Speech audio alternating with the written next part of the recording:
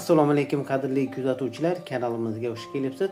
Bugun 8-dekabr sanati O'zbekiston bozorida dollar va rubl kurslarining olinishi va sotilishi bo'yicha ma'lumotlar berib o'tamiz. Unga ko'ra ayni damda yurtimiz bozorlarida 100 dollar kursi olsangiz 1.200.000 so'm, sotsangiz 1.195.000 so'mni tashkil etmoqda.